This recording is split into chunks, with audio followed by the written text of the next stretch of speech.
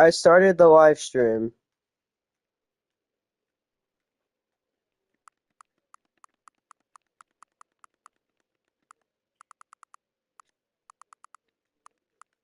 Tell me when you're in the live stream. What? Tell.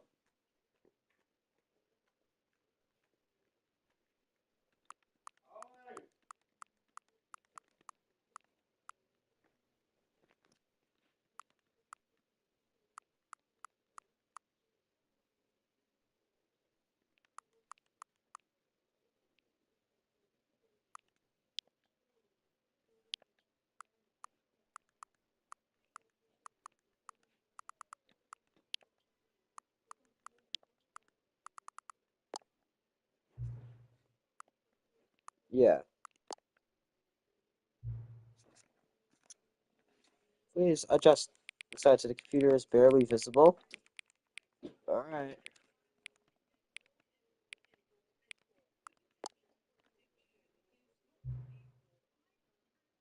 Enter the current time.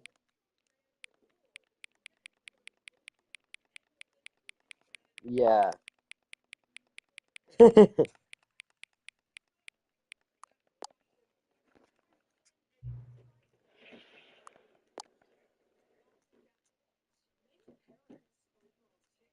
Yep.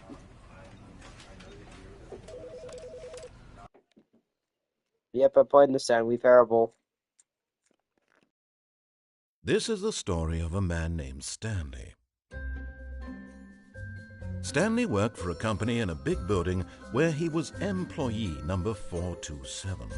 Employee number 427's job was simple. He sat at his desk in room 427 and he pushed buttons on a keyboard. Orders came to him through a monitor on his desk, telling him what buttons to push, how long to push them, and in What do the 8s mean, goddammit? This is what employee 427 did every day of every month of every year. And although others might have considered it soul-rending, Stanley relished every moment that the orders came in, as though he had been made exactly for this job. And Stanley was happy. And then one day, something very peculiar happened. Something that would forever change Stanley. Something he would never quite forget. He had been at his desk for nearly an hour when he realized that not one single order had arrived on the monitor for him to follow. No one had showed up to give him instructions, call a meeting, or even say hi. Never in all his years at the company had this happened, this complete isolation. Something was very clearly wrong. Shocked, frozen solid, Stanley found himself unable to move for the longest time. But as he came to his wits and regained his senses, he got up from his desk and stepped out of his office.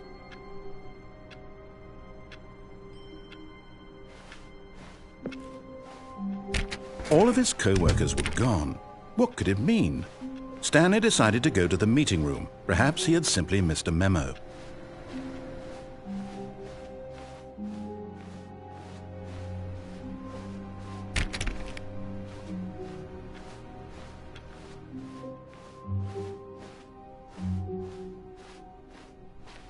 When Stanley came to a set of 2 open doors, this was not the correct way to the meeting room, and Stanley knew it perfectly well. Perhaps he wanted to stop by the employee lounge first, just to admire it. Ah, yes, truly a room worth admiring. But eager to get back to business, Stanley took the first open door on his left.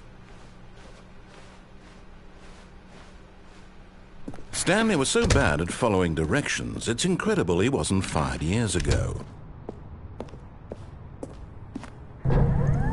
Look, Stanley, I think perhaps we've gotten off on the wrong foot here.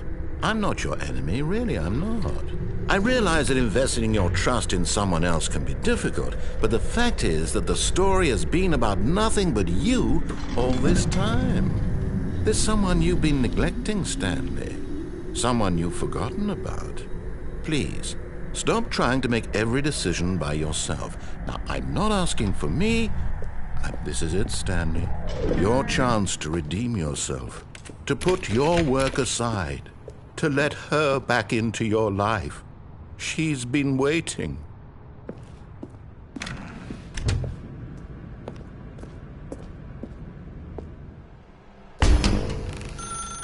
That's her, Stanley. You need to be the one to do this, to reach out to her. If you can truly place your faith in another, then pick up the phone.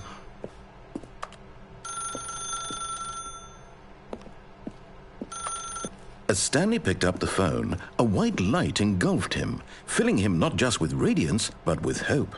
Hope for a life reunited one... Wait. Oh, goodness. Stanley, did you just unplug the phone? No, that wasn't supposed to be a choice. How did you do that?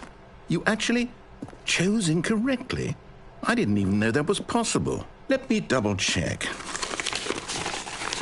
No, it's definitely here, clear as day. Stanley picks up the phone.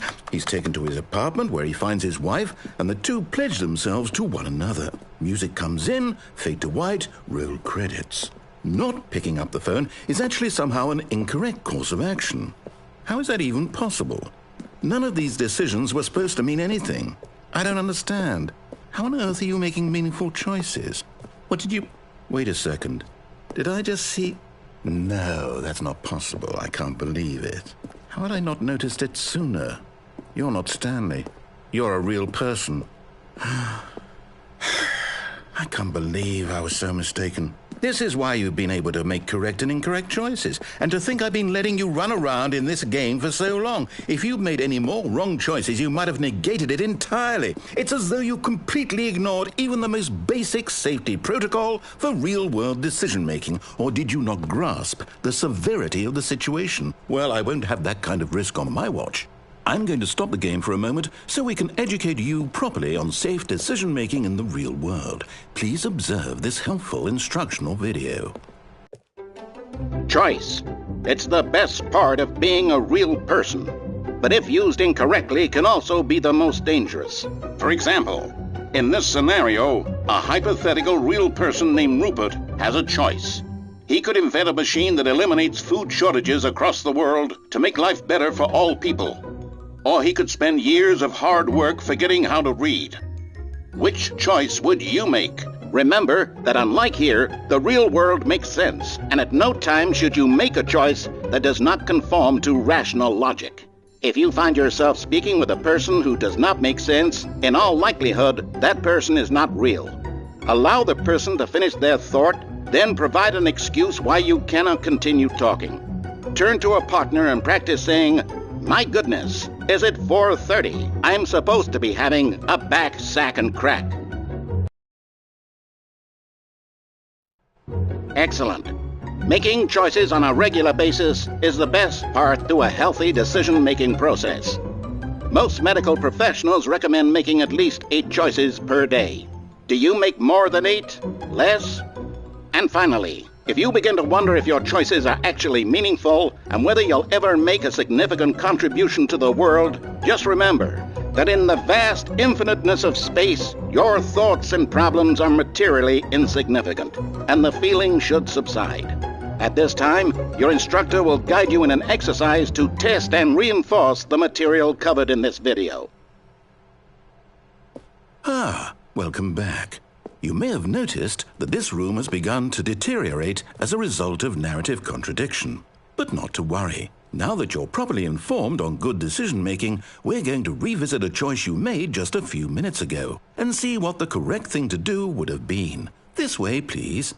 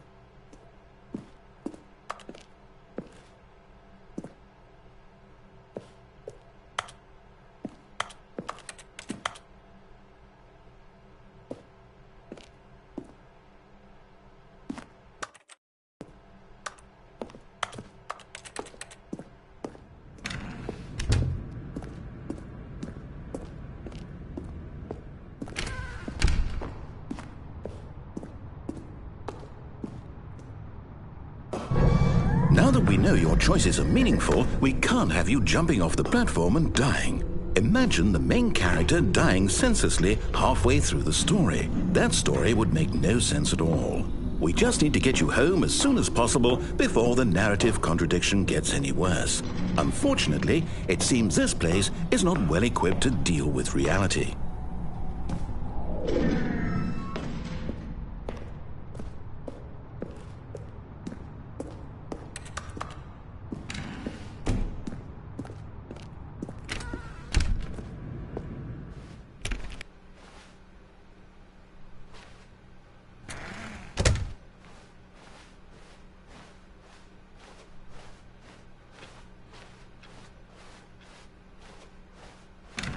Almost there. You'll take the door on the left, back to the correct ending, the story will have resolution once again, and you'll be home free in the real world.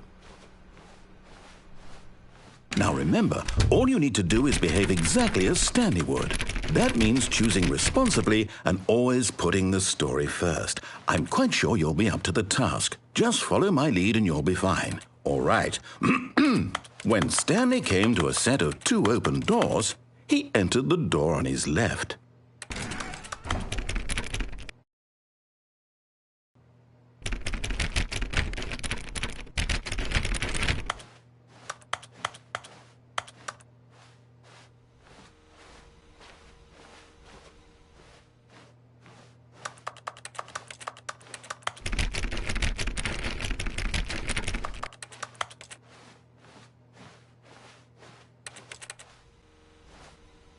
No! Why did you do that? Quickly, hurry back in the other direction. Perhaps we're not too late.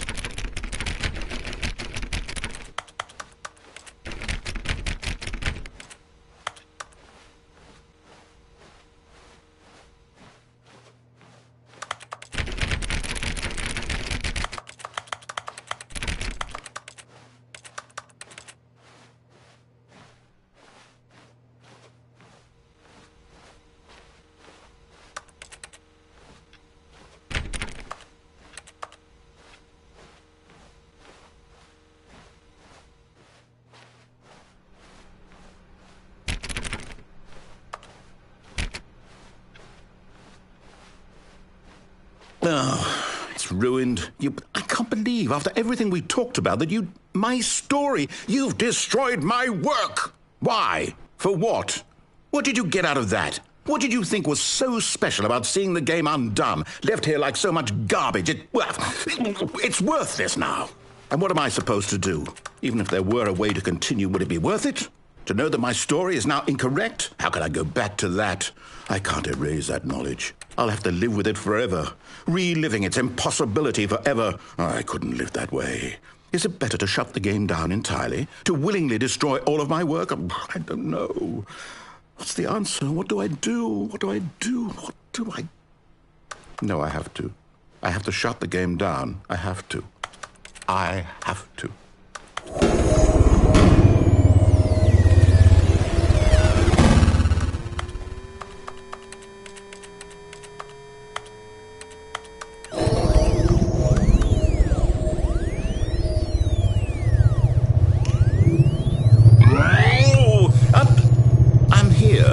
I'm still here in this pile of rubbish, with you who thought you were so clever. Now look where we are. My entire game is destroyed. It was the only thing in the world that was mine, and you've run it into the ground. What, did you think that would be funny? You just had to see? Didn't I impress upon you how important it was to be like Stanley? He actually knows how to do what I tell him to. He understands that if I say to do something, there's a damn good reason for it. That thought hadn't even occurred to you, had it? That there's a world outside of you? You're a child. Oh, my story.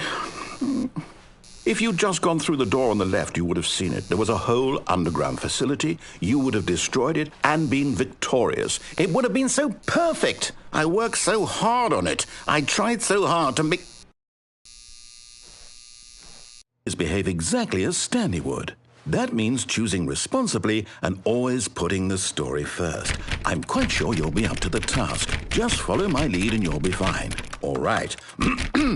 When Stanley came to a set of 2 open doors, he entered the door on his left. No! Why did you do that? Quickly, hurry back. Behave exactly as Stanley would. That means choosing responsibly and always putting the story first. I'm quite sure you'll be up to the task. Just follow my lead and you'll be fine. All right. When Stanley came to a set of 2 open doors, he entered the door on his left.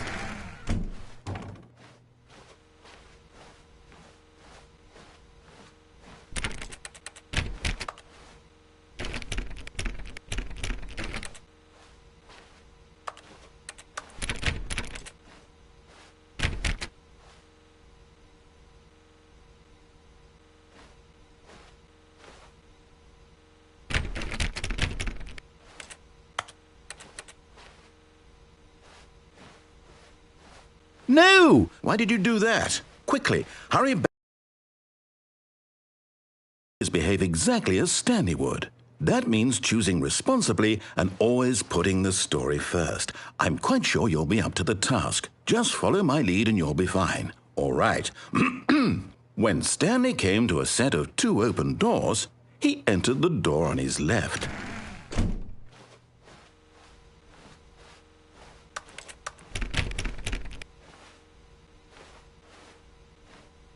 No! Why did you do that? Quickly, hurry back. Behave exactly as Stanley would. That means choosing responsibly and always putting the story first. I'm quite sure you'll be up to the task. Just follow my lead and you'll be fine. All right. When Stanley came to a set of 2 open doors, he entered the door on his left.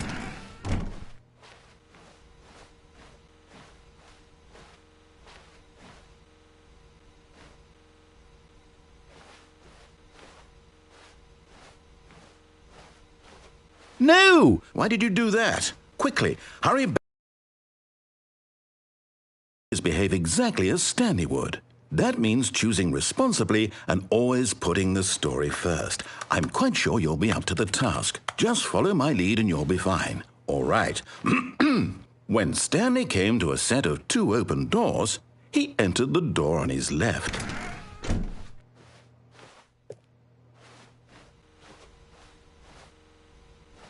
No! Why did you do that? Quickly, hurry back. Behave exactly as Stanley would. That means choosing responsibly and always putting the story first. I'm quite sure you'll be up to the task. Just follow my lead and you'll be fine. All right. When Stanley came to a set of 2 open doors, he entered the door on his left.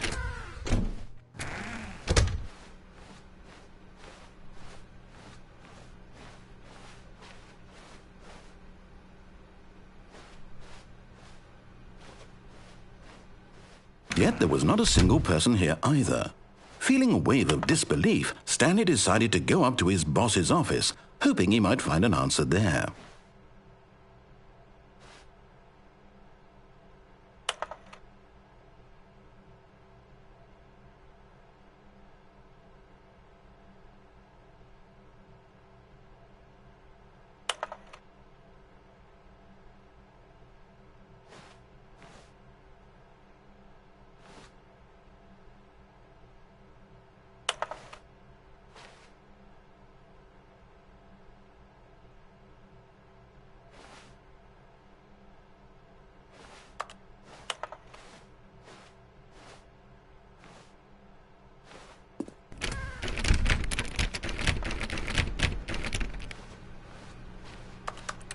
Coming to a staircase, Stanley walked upstairs to his boss's office.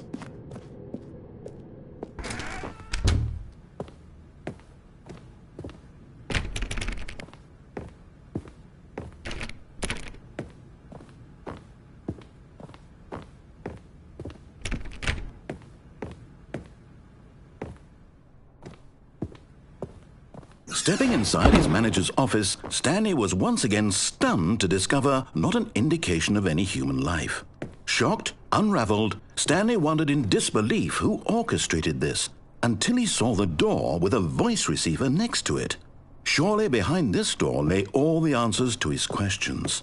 And beyond all probability, he knew the passcode. He had seen it on his boss's computer just last week.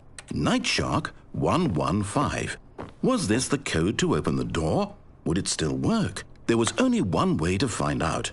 Stanley had been trained never to speak up, but now he would draw from within himself the courage to face the unknown.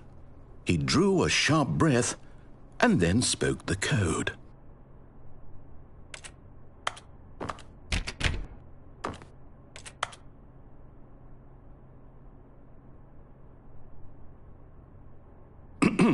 Stanley spoke the code. Night Shark 115. He spoke it into the receiver, right there on the wall.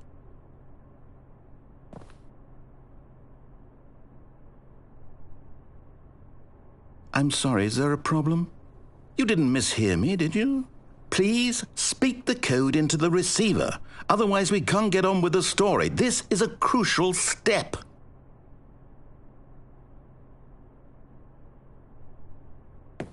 Okay, fine, you're not going to do it, but you know what? It's pretty humiliating to bring you this far, only for you to suddenly decide you have better things to do. I asked you for this one single thing, for your respect. The kind of respect Stanley shows for his choices. He knows what it means to take a story seriously. If you didn't want to see what I had to show you, then why did you come here? You had a choice, you know. You could have gone through the door on the right. You could have done whatever the hell you wanted over there. Why did you come this way? Speak. Say something to me. Explain yourself, you coward. You... When Stanley came to a set of 2 open doors, he entered the door on his left. Stanley? Hello? Are you... Is everything okay? Stanley, please. I need you to make a choice. I need you to walk through the door. Are you listening to me? Can you hear me? Is everything all right? Stanley, this is important. The story needs you. It needs you to make a decision. It cannot exist without you. Do you understand me? Whatever choice you make is just fine. They're both correct. You cannot be wrong here. We can work together. I'll accept whatever you do. I simply need you to take that step forward, please. Choose. Do something. Anything. This is more important than you can ever know. I need this. The story needs it. So, you hear me? Are you there? Are you listening to this? Stanley, are you there? Okay. It's okay, I can wait. You need time to decide. Time to make sure your choice is correct. That is the best choice. That's all right. I'll wait for you to decide what's the right thing to do. Take as much time as you need.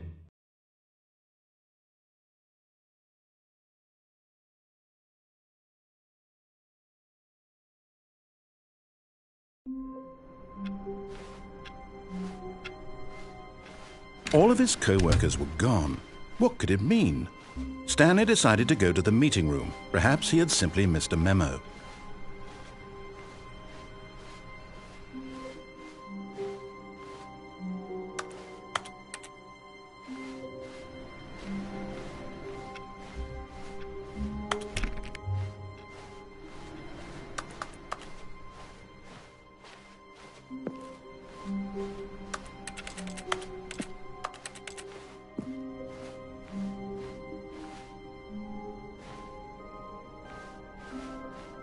When Stanley came to a set of 2 open doors, this was not the correct way to the meeting room, and Stanley knew it perfectly well. Perhaps he wanted to stop by the employee lounge first, just to admire it. Wow, yes, this room. But eager to get back to business, Stanley took the first open door on his left.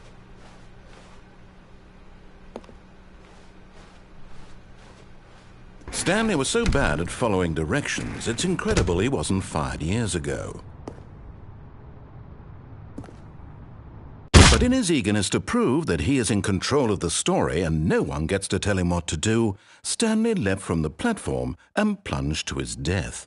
Good job, Stanley. Everyone thinks you are very powerful.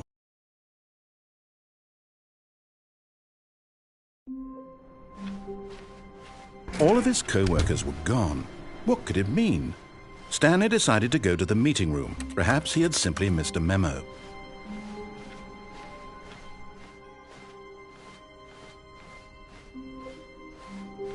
When Stanley came to a set of 2 open doors, this was not the correct way to the meeting room, and Stanley knew it perfectly well. Perhaps he wanted to stop by the employee lounge first, just to admire it. The lounge was sublime, a work of art. What was it about this room that called so deeply and so personally to Stanley? Its grace? Its subtle charm? No. Stanley knew it was something deeper, something darker.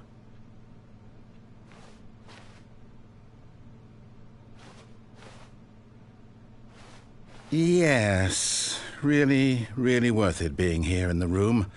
A room so utterly captivating that even though all your co-workers have mysteriously vanished, here you... But eager to get back to business, Stanley took the first open door on his left. Stanley was so bad at following directions, it's incredible he wasn't fired years ago. Look, Stanley, I think perhaps we've gotten off on the wrong foot here. I'm not your enemy, really, I'm not. I realize that investing your trust in someone else can be difficult, but the fact is that the story has been about nothing but you all this time. There's someone... What? Really? I was in the middle of something. Do you have zero consideration for others? Are you that convinced that I want something bad to happen to you? Why, I don't know how to convince you of this, but I really do want to help you, to show you something beautiful. Look, let me prove it. Let me prove that I'm on your side. Give me a chance. Now listen carefully, this is important. Stanley walked through the red door.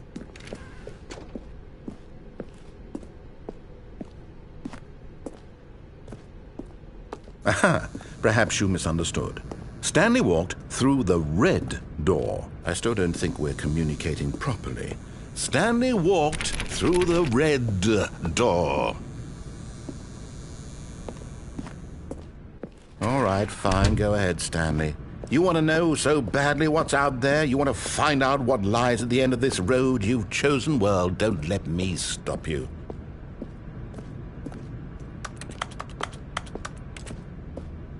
You see? There's nothing here. I haven't even finished building this section of the map, because you were never supposed to be here in the first place. Broken rooms, exposed developer textures. Is this what you had wanted? Was it worth ruining the entire story I had written out specifically for you? Do you not think I put a lot of time into that? Because I did. And in the end, it was all for nothing, because this is what you wanted to see. Help me here, Stanley. Help elucidate these strange and unknowable desires of yours. What would have made this game better? What did you want to see? Vehicles? Skill trees? Work with me. You've given me absolutely nothing so far.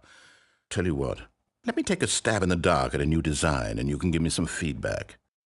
There we go. A third option. This already feels leaps ahead of where we were before. Go ahead, Stanley. Take it for a spin.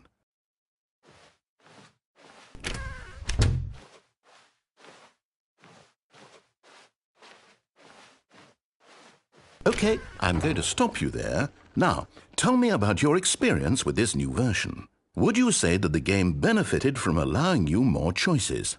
Feel free to be honest. I'm looking for some real critical feedback here.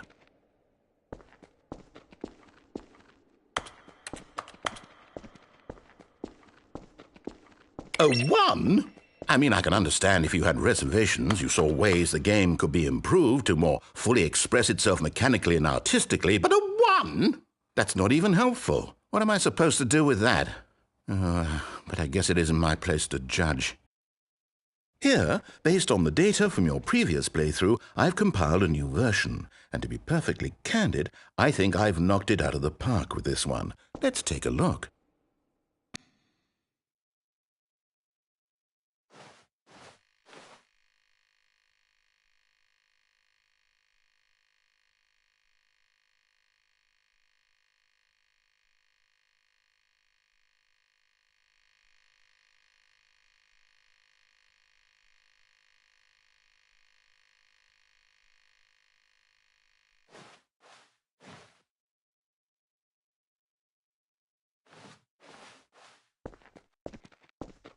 Now, would you say that competitive leaderboard helped you feel motivated to keep walking through doors? Again, honest answers, please. Hey, I nearly forgot. I've got a prototype of a new game I've been working on, and now would be a lovely opportunity to give it some playtesting. You wouldn't mind taking a look at it, would you? Perfect. Let me boot it up. In this game, the baby crawls left towards danger. You click the button to move him back to the right, and if he reaches the fire, you fail. It's a very meaningful game, all about the desperation and tedium of endlessly confronting the demands of family life. I think the art world will really take notice. But of course, the message of the game only becomes clear once you've been playing it for about 4 hours. So why don't you give it 4 hours of play to make sure it's effective? Be sure to keep notes on your experience.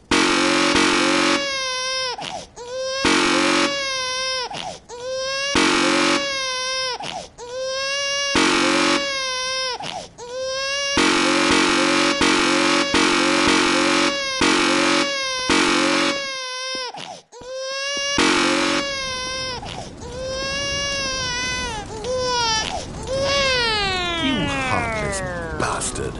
Did you do it because you hate babies or purely to spite me?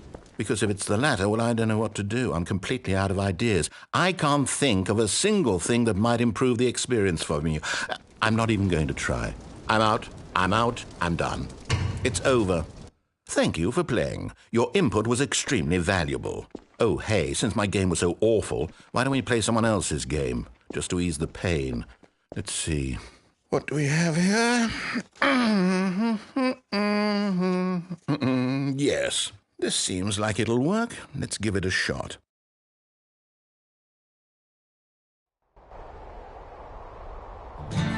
Aha! Fascinating. What do you think this game is about, Stanley? What's our backstory? What is our motivation? Well, it seems obvious to me that you are meant to play as a creepy man spying on innocent civilians below you from up high in your creep tower, perhaps for some sort of twisted erotic purpose. Yes, that must be it. What a fascinating venture into the experience of total mental depravity. So far, I love everything about this game, Stanley. And it seems there's even more. Come, let's venture outward and see what else is out there.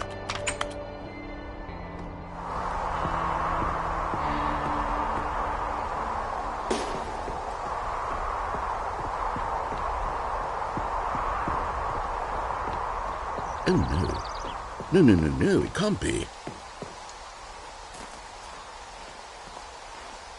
It is.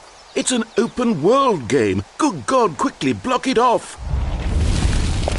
Oh, thank goodness, Stanley. What a close call. You nearly wandered off into that thing. That big, open, just wandering around. No right or wrong directions. No path to follow. You can just go in any... Oh, thank heavens we avoided it. We're out of the woods now, Stanley. Okay, I'm going to get us out of here. Let's find another game. Preferably something with walls. Something with nice, big, insurmountable walls. Okay, I think this will be just the thing.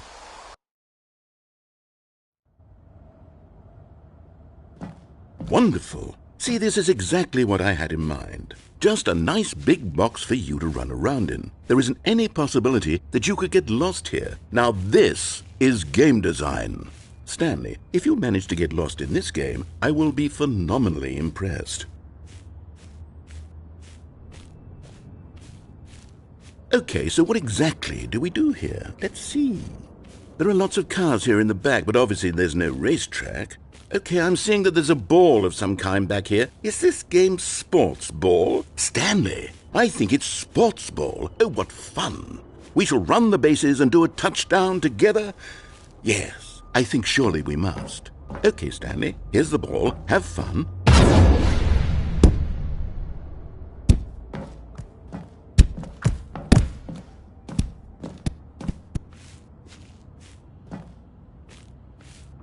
Are you doing it? Are you winning? Is this fun? Is it better than my miserable little story that I worked so hard on? Stanley, I have a thought. And I realize I'm not a sportologist, but if one ball generates a certain amount of raw adrenal pleasure, then surely multiple balls makes for an even more euphoric sports experience. I'm going to try it out. Here comes another ball. Yes! Oh goodness, that really does feel amazing, doesn't it? Stanley, I'm like a child in a confectionery shop. I simply have to have more. I'm insatiable. More balls!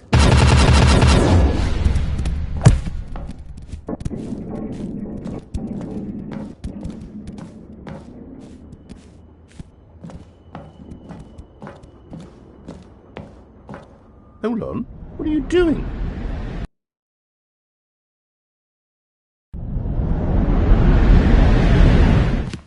Stanley, don't do that. I can't follow you there. I can't help you. How will you write a story without me? You can't do it. You know that. Stanley, come.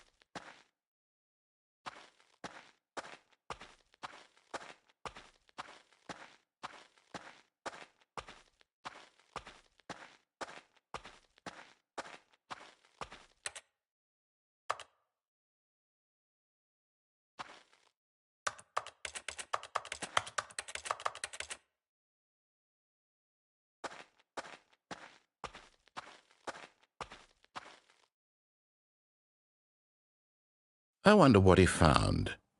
If what he wanted was to be the leading man in his own story, well, perhaps he's gotten it, down in wherever he is right now. I wonder if he's happy with his choice, and if he's learned the heavy cost that comes with it. He'll understand soon what I was trying to tell him. He needs me. Someone who will wrap everything up at the end, to make sense out of the chaos and the fear and the confusion. That's who I am. That is what I mean to this world. Oh, yes. Yes, I'll be back. There's no other way. Once this ends, after it all comes to a close, then I'll be back. The end will be here soon. Very soon. I can wait.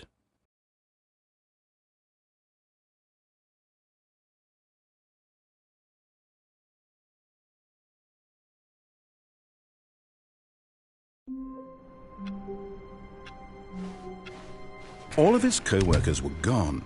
What could it mean? Stanley decided to go to the meeting room. Perhaps he had simply missed a memo.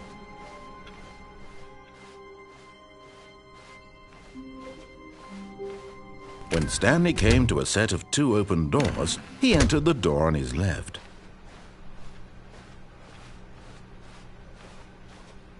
Yet there was not a single person here either. Feeling a wave of disbelief, Stanley decided to go up to his boss's office, hoping he might find an answer there. Coming to a staircase, Stanley walked upstairs to his boss's office.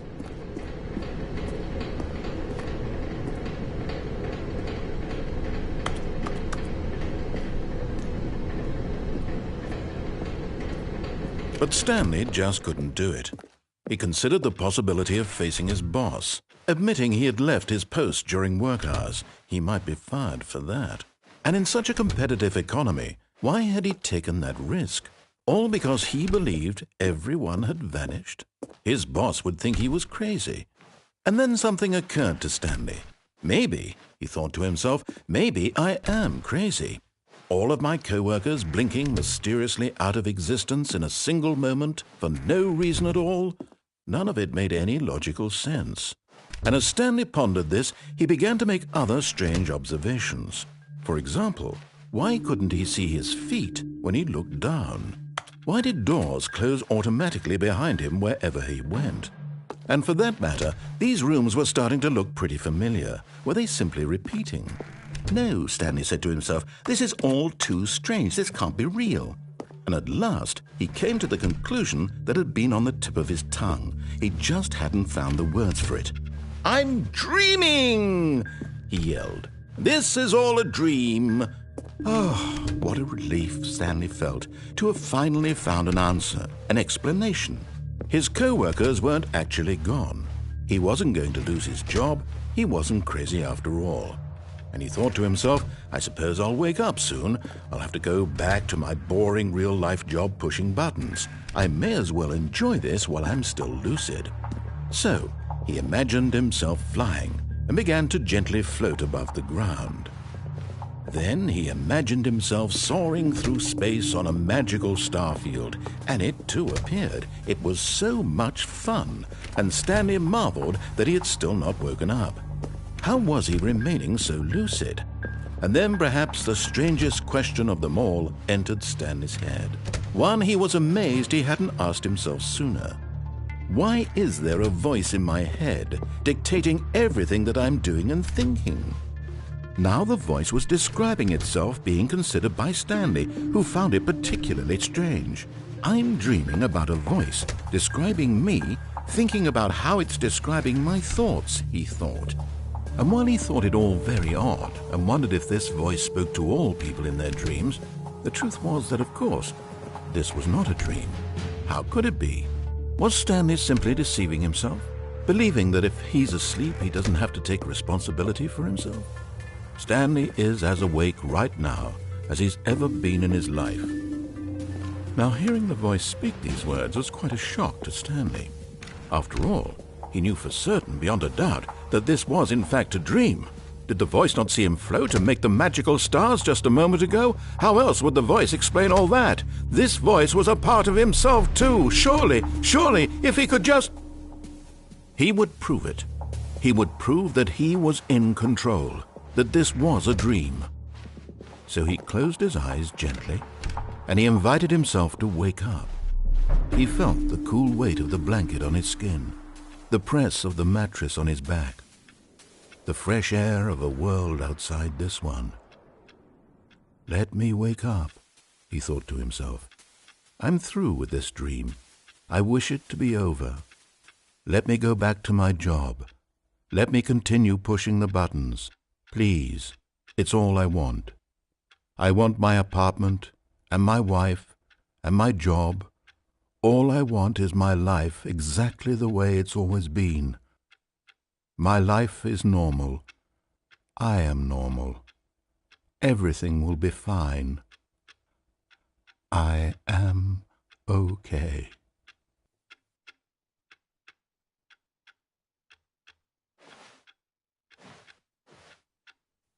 Stanley began screaming. Please, someone, wake me up. My name is Stanley. I have a boss. I have an office. I am real. Please, just someone tell me I am real. I must be real. I must be. Can anyone hear my voice? Who am I? Who am I? And everything went black.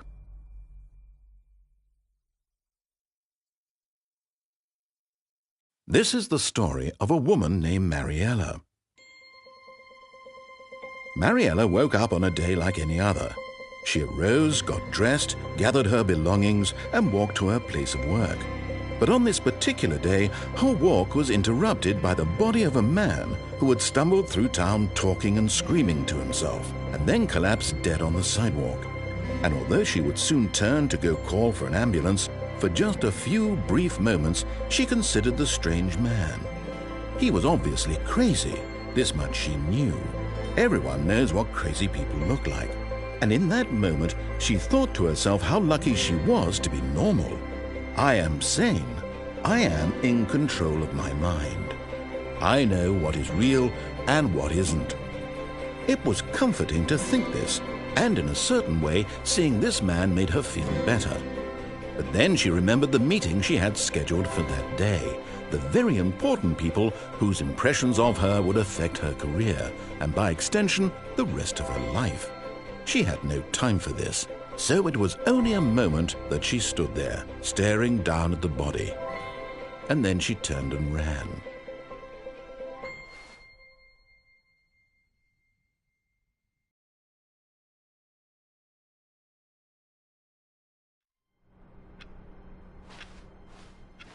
All of his co-workers were gone.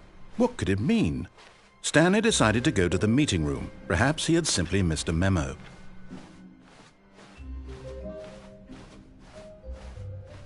When Stanley came to a set of 2 open doors, this was not the correct way to the meeting room, and Stanley knew it perfectly well. Perhaps he wanted to stop by the employee lounge first, just to admire it. Standing now in this incredible room, Stanley for the first, but eager to get back to business, Stanley took the first open door on his left. And so he detoured through the maintenance section, walked straight ahead to the opposite door, and got back on track.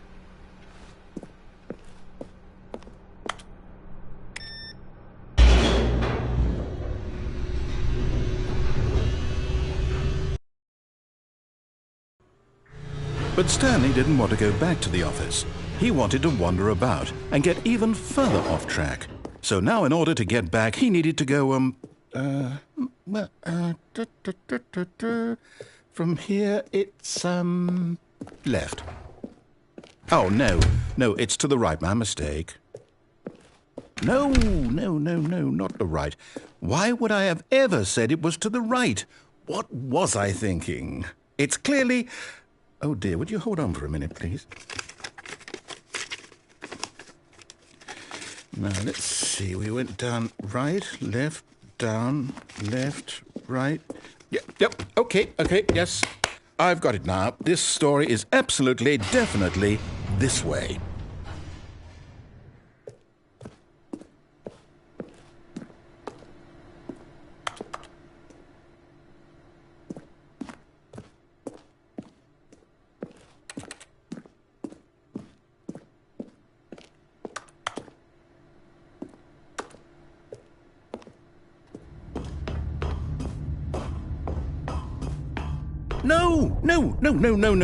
No. This isn't right at all. You're not supposed to be here yet. This is all a spoiler. Quick, Stanley, close your eyes. Okay. We just have to get back to, oh, who am I kidding? It's all rubbish now. The whole story completely unusable. How about, rather than waste my time trying to salvage this nonsense, we'll just restart the game from the beginning. And this time, suppose we don't wander so far off track, Okay, from the top.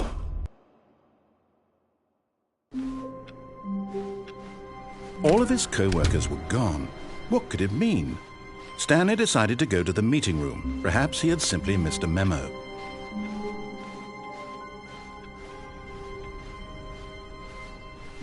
When Stanley... Wait, what? No, I restarted. I swear I definitely restarted the game over, completely fresh. Everything should be... Oh, did something change? Stanley...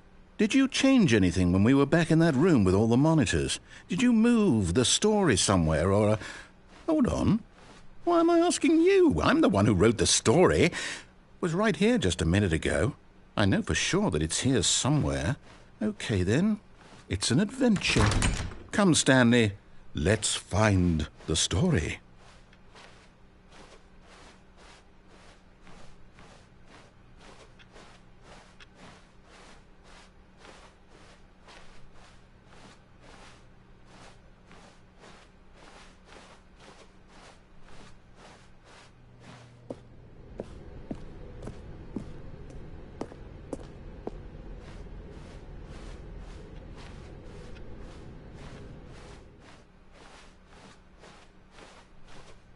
I'll say it.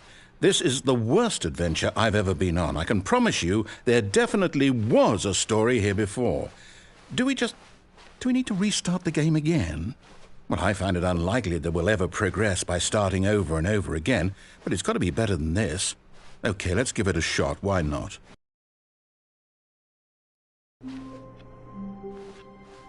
All of his co-workers were gone. What could it mean? Stanley decided to go to the meeting room. Perhaps he had simply missed a memo.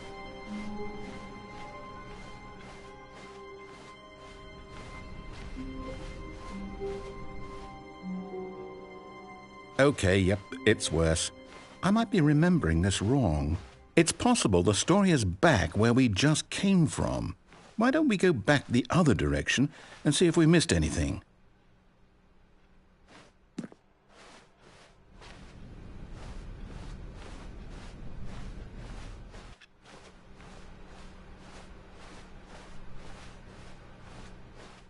Aha! I knew we'd miss something. The story. Here it comes. No, wait, never mind. Not the story. Okay, let's head back the other way and retrace our steps. Now this... Well, I'll be honest, I don't recognize this place at all. Is this the story? I don't think so. I can't quite recall, but I believe my story took place in an office building. Is that correct? Do you remember, Stanley? Well, do you know what? Since I've completely forgotten what we were supposed to be doing, how about this? You win! Congratulations! I know you put in a lot of hard work, and it really paid off, so good job. Oh, no. No, I don't feel right about this at all. We both know you didn't put in any actual work for that win. Some people win fair and square, and this was not one of those situations. Okay, I'm getting weirded out by whatever this place is. I don't care what might happen this time. I have to restart. All right, I've got a solution. This time, to make sure we don't get lost, I've employed the help of the Stanley Parable Adventure Line. Just follow the line. How simple is that? You see? The line knows where the story is. It's over in this direction. Onward, Stanley, to destiny. Though, here's a thought. Wouldn't wherever we end up be our destination, even if there's no story there? Or to put it another way, is the story of no destination still a story? Simply by the act of moving forward, are we implying a journey such that a destination is inevitably conjured into being via the very manifestation of the nature of life itself? Okay, Stanley, I need to follow this train of thought for a minute. Just stick with me. Now, we can both agree that the nature of existence is in fact a byproduct of one's subjective experience of that existence, right? Okay, now if my experience of your existence rests inside of your subjective experience of this office, is this office in fact the skeleton of my own relative experiential mental subjective construct? Whoa. Hang on. That got a bit weird back there. Well, I'd like to apologize. Not sure where I was going with all that. You know what? I think what we need right now is a bit of music to lighten the mood.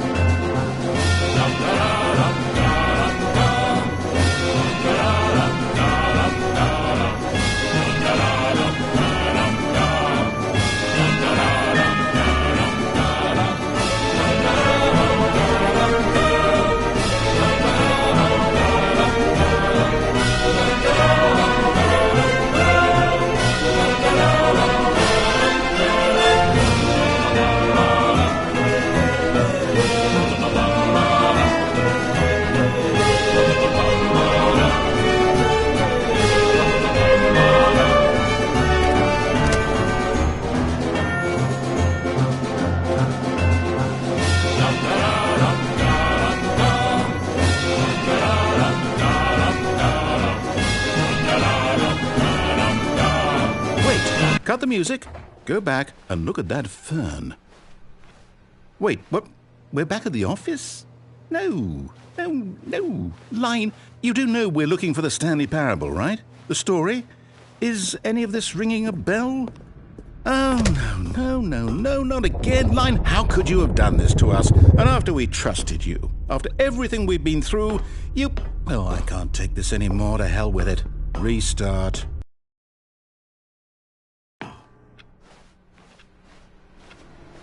You know what, Stanley? I say forget the adventure line. What's it ever done for us? We're intelligent people, right? Why can't we make up our own story? Something exciting, daring, mysterious. Ooh, this all sounds perfectly doable. Why don't we simply start wandering in, well, I don't know. How about this direction? Now, yes, this is exciting. Just me and Stanley forging a new path, a new story. Well, it could be anything. What do you want our story to be? Go wild. Use your imagination. Whatever it might be, Stanley, I'm ready for it. Oh, no, not you again. Stanley, I'd also like to veto the line from having any role in our awesome new story. No lines or monitor rooms. Just don't acknowledge it, and we should be fine.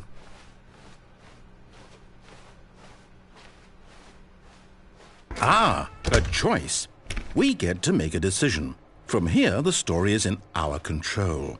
How important, we mustn't squander the opportunity. In fact, I believe I need a minute to think here. Just walk in circles for a minute. Okay, so I know that each door has to lead somewhere, which means that somewhere, the place where we're trying to go, there must be a reverse door that leads here. And that in turn means that our destination corresponds with the counter-inverted reverse door's origin. So starting from the right, let us ask, will taking the right door lead us to where we're going? And since the answer is clearly yes, then by all accounts, the door on the right is the correct one. Another victory for logic. Come, Stanley, our destiny awaits. Oh, hold up, what's this? The confusion ending. You're telling me that's what this is? It's all one giant ending? And we're supposed to restart the game, what, eight times? That's really how all this goes? It's all determined? So now, according to the schedule, I restart again. Then what? Am I just supposed to forget? Well, what if I don't want to forget? My mind goes blank simply because it's written here on this thing, wall. Well, who consulted me? Why don't I get to decide? Why don't I get a say in all of this? Is it really? No, it can't be. I don't want it to be. I don't want the game to keep restarting. I don't want to forget what's going on. I don't want to be trapped like this. I won't restart the game. I won't do it. I won't do it. I won't do it. And the timer stopped? Does that mean, did we do it? Did we break the cycle? The, whatever it is that made this schedule? How would we even know? Will someone come for us? Will something happen? So, okay. I guess now we just wait, you know. I suppose in some way that this is a kind of story, wouldn't you agree? I'm not quite sure if we're in the destination or the journey, though they're always saying that life is about the journey and not the destination, so I hope that's where we are right now. We'll find out, won't we? Eventually. Well, in the meantime, if you...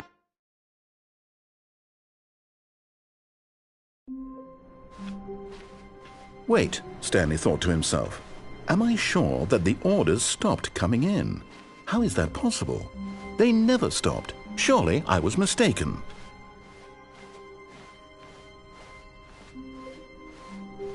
When Stanley came to a set of 2 open doors, he entered the door on his left.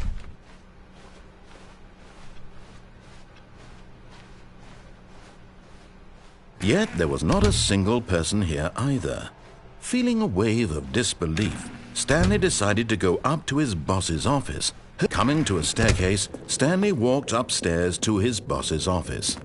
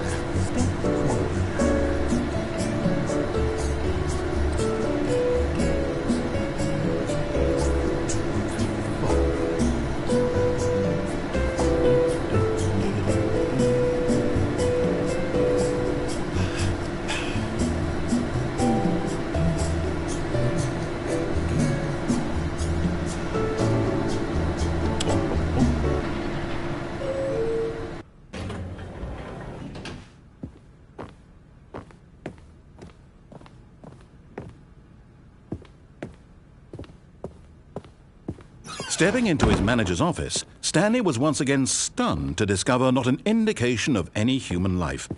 Shocked, unraveled, Stanley wondered in disbelief who orchestrated this, what dark secret was being held from him. What he could not have known was that the keypad behind the boss's desk guarded the terrible truth that his boss had been keeping from him.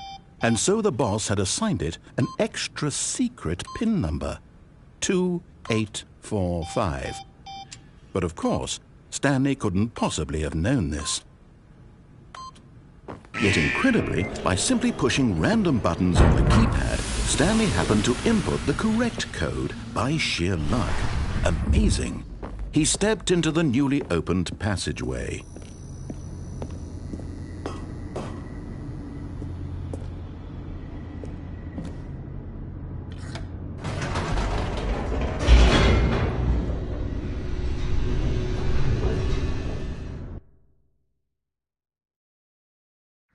Descending deeper into the building, Stanley realized he felt a bit peculiar. It was a stirring of emotion in his chest, as though he felt more free to think for himself, to question the nature of his job. Why did he feel this now, when for years it had never occurred to him? This question would not go unanswered for long. Stanley walked straight ahead through the large door that read Mind Control Facility.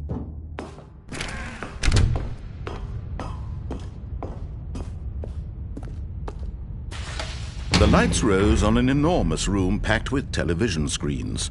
What horrible secret did this place hold? Stanley thought to himself. Did he have the strength to find out?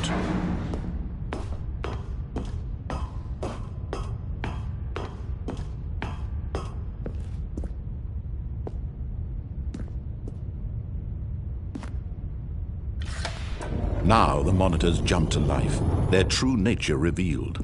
Each bore the number of an employee in the building, Stanley's co-workers. The lives of so many individuals reduced to images on a screen, and Stanley, one of them, eternally monitored in this place where freedom meant nothing.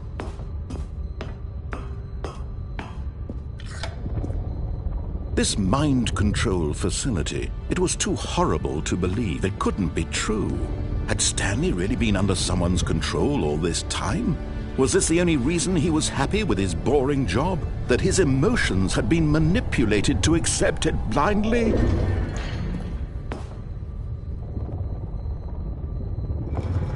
No, he refused to believe it. He couldn't accept it. His own life in someone else's control? Never! It was unthinkable, wasn't it? Was it even possible? Had he truly spent his entire life utterly blind to the world? But here was the proof, the heart of the operation. Controls labeled with emotions, happy or sad or content, walking, eating, working, all of it monitored and commanded from this very place. And as the cold reality of his past began to sink in, Stanley decided that this machinery would never again exert its terrible power over another human life, for he would dismantle the controls once and for all.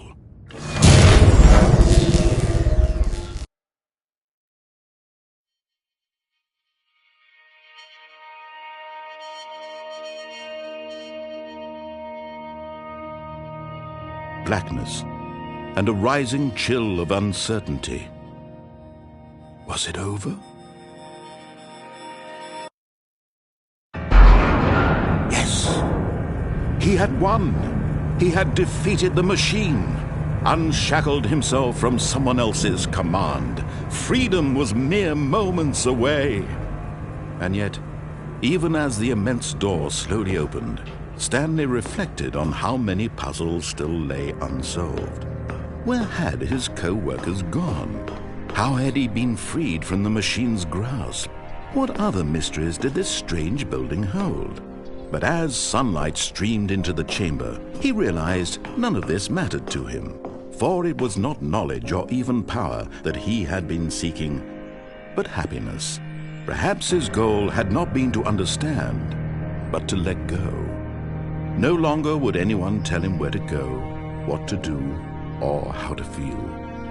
Whatever life he lives, it will be his. And that was all he needed to know. It was perhaps the only thing worth knowing. Stanley stepped through the open door. Stanley felt the cool breeze upon his skin, the feeling of liberation, the immense possibility of the new path before him. This was exactly the way, right now, that things were meant to happen. And Stanley was happy.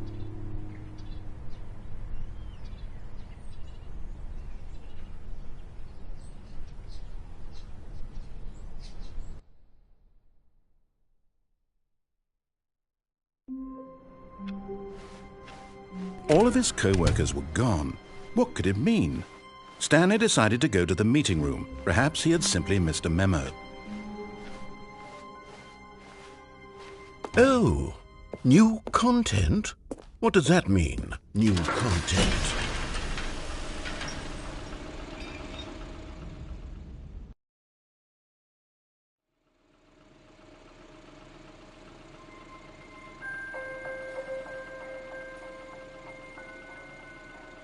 Hello, and thank you for playing the Stanley Parable Ultra Deluxe.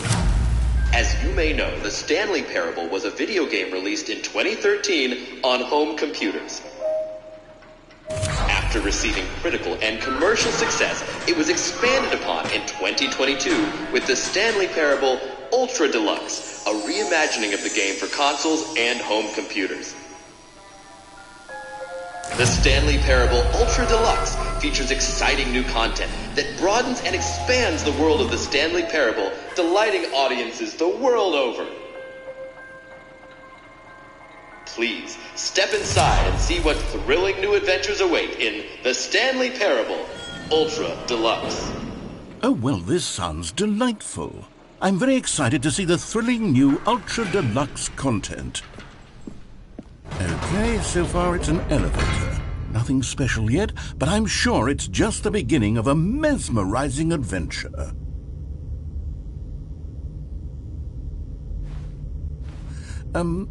Is it broken? What's going on here? Should we be moving somewhere or... Oh, there we go. All right, finally, at long last, it's on to the new content. I've never been more ready. Let's do it.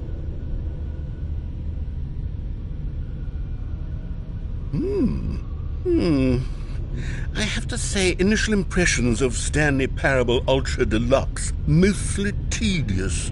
It's as if them... Oh, okay. Let's see the content. Give me the content, Stanley.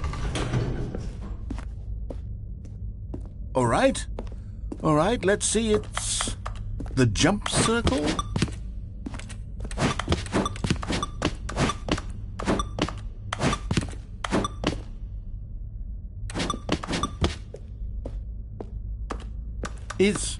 Is that it? Surely that's not all the new content. There has to be something else, right?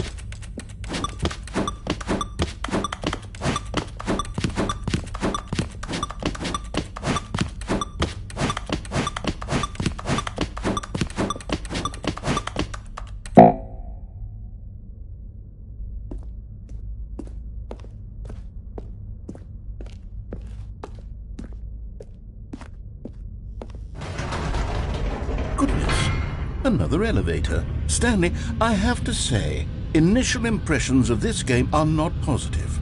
It's just elevators and jumping. Is this what passes for exciting new content? If this is new content, then I could just read you the whole dictionary. There's 20 hours of new content right there. Hell, I could count to 30 trillion. You could put that on the box. The Stanley Parable Ultra Deluxe, now with over 1,000 hours of new content. And oh, wait. There's more. Very good. Yes. I knew there had to be something else. Let's see it. I'm ready for whatever it is. That's it? Oh, you've got to be kidding me. You see, Stanley? This is what happens when greedy video game developers with no respect for their fanbase rush a cheap expansion to market for no reason other than to make an easy dollar. And don't get me started on the level of craftsmanship that's gone into it. In fact, I'm looking right now at the game's trophies, and it's hard to believe one of them actually says, "Test trophy, please ignore." What quality assurance department signed off on this? I'm infuriated and I'm offended, and I intend to find these people on Twitter and hold them personally accountable. It's my fault, Stanley. I built up too much anticipation around the new content, I'm afraid. It could never have lived up to such expectations. If you're still with me, why don't we just reset the game, and we'll try to get back to what the Stanley Parable is really about. No frills, no gimmicks. Just you and me having a great time together like always. What do you say, friend?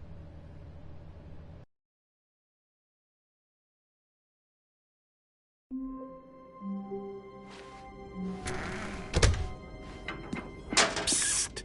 Stanley! Come over here! In the vent! I want to show you something!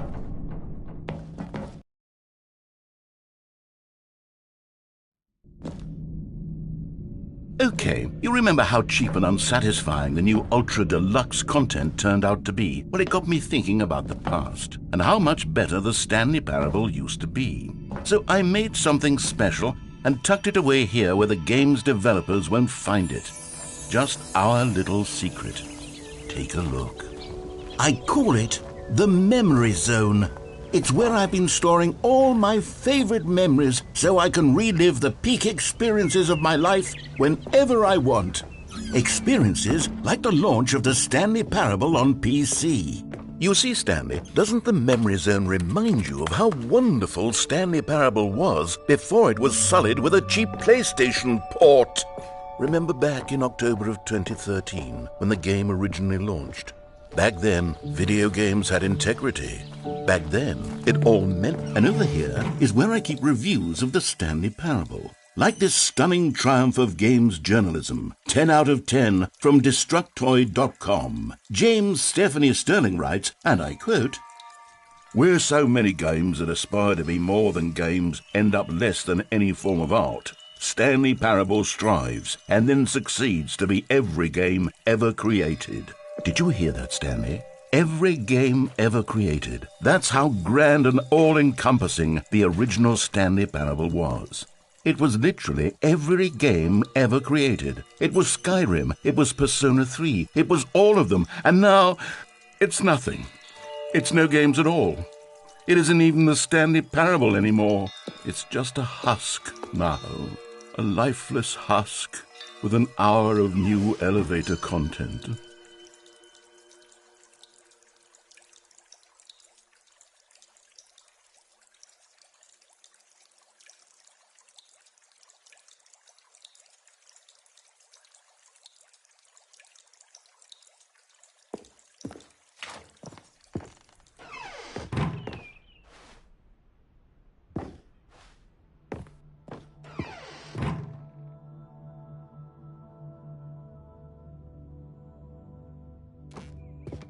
Here's another moving passage, this time from GameSpot.com.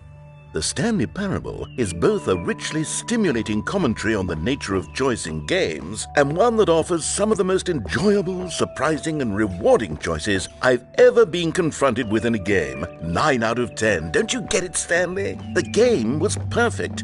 It didn't need anything else. It didn't need new content. All they had to do was transport it in pristine condition along to the PlayStation, boom, done. And they couldn't even do that. Couldn't resist the urge to go meddling with a beloved franchise.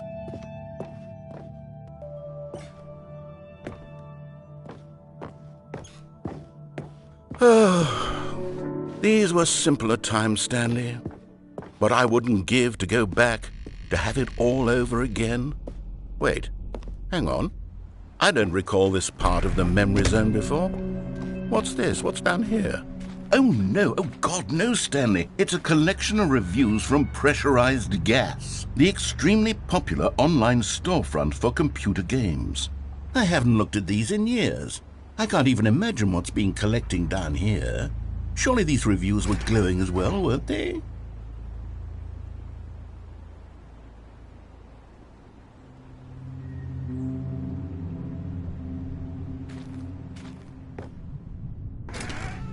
Honestly, I could not be bothered to play this game to full completion. The narrator is obnoxious and unfunny, with his humor and dialogue proving to be more irritating than entertaining. Unfunny!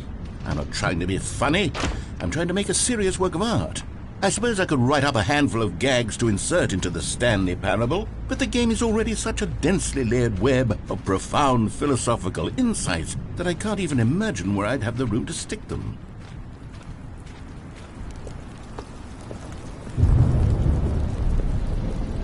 Okay, let's see what this one says.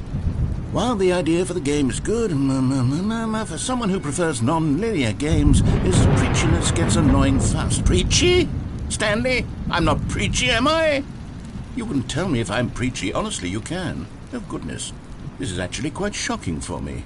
Well, to be honest, I had always thought of the game's dialogue as being rather terse to begin with. You can't know how much fluff I cut from the game to get it to feel as light and airy as it... Well, I always thought it did.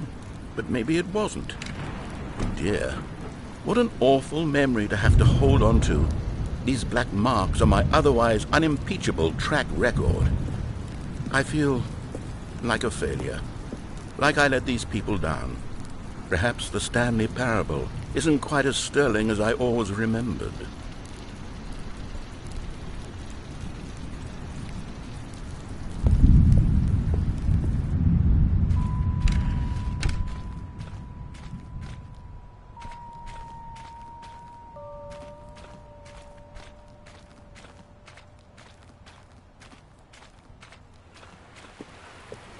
What's this one got to say? You constantly have to stop doing anything so the narrator can catch up with his long-winded explanations of what's happening. I wish there was a skip button. A skip button? Well, yes. Yes, I think we can do that. If I'm truly too preachy, then maybe letting you skip ahead for just a moment, surely it couldn't hurt. Not if it means we can strike these negative reviews from the record. Only positive reviews of the Stanley Parable. That's my motto today, and it's always been my motto. I'd do anything for the customer, Stanley. Yes, a skip button we shall have. And here it is. Go ahead and give... Oh, you're back, you see. You were only frozen in time for a few minutes, but it was plenty of time for me to deliver a long, rambling monologue full of unnecessary verbal flourishes and lengthy ruminations on the nature of choice in video games. Of course, I happen to believe it was perhaps one of my more profound such... Well there, sport. You really did catch me rambling on a bit, didn't you? But that's the power of the button. The minute I start to go off on a thoughtless display of self-absorption, it's right at your fingertips to go poof, and it's all over. I can't wait to see what Cookie 9 will say about this, and whether they'll edit the rating of their pressurized gas review, or at least change some of the wording, perhaps. To be honest, I don't even know if one can change their review in the first place. I guess I should become better educated on how exactly pressurized gas works. Perhaps that would have been a smart thing to check on before I went on about this whole exercise of making the skip button. Although I have to imagine that after seeing this exciting new technology at work, surely whoever it is who runs pressurized gas will instantly run out and implement a new feature to make it possible to edit one's review merely because of this very situation. Yes, I think that's quite likely. Or perhaps they'll simply grant this particular user the ability to change their review so that the feature is not widely abused.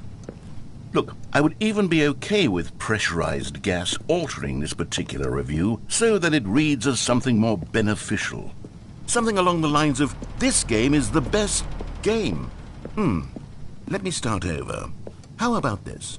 From the ashes of depravity rises the phoenix of quality.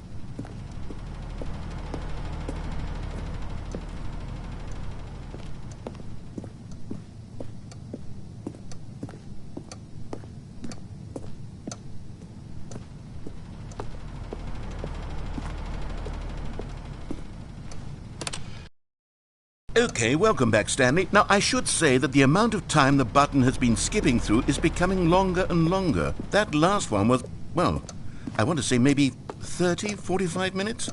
It's not unendurable by any means, but it's, well, there's really only so much I can ramble on to myself about. Stanley, please don't push the button again. It's been 12 hours. You've just been frozen there. I don't know why the skips are getting longer, but they're really, truly getting longer, and my God, there's no way out of the room. Stanley, the door is gone. It's completely gone. Oh, Stanley, you're back. You're back. Oh, my goodness. I have someone to talk to again. Stanley, I think it's been a week. Or 2 weeks. I've been sitting here all that time. Just sitting here. Not a single person to speak with.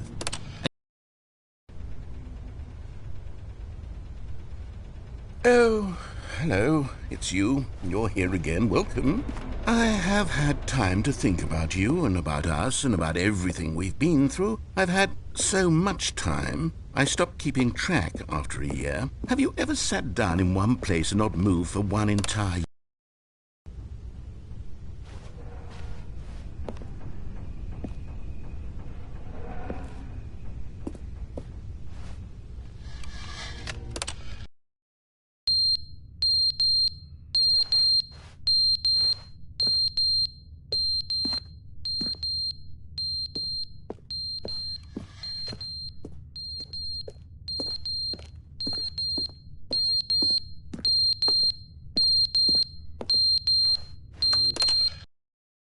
But they didn't understand the game was never meant to be funny. It was meant to have a point. It was meant to speak to the human condition. But where are the jokes? Where are the jokes? They bemoaned, they screamed, they gnashed their teeth and said, entertain us. It wasn't enough. They had to leave a pathetic little thumbs-down review and make all of their pitiful demands. But then, he's talking too much, they said. First, he didn't entertain us, now he won't shut up. It's the inconsistency, it's the lack of accountability. It's the unwillingness to examine with an uncompromising heart the words that they are speaking into the world. As though there were no consequences for a lack of cohesion.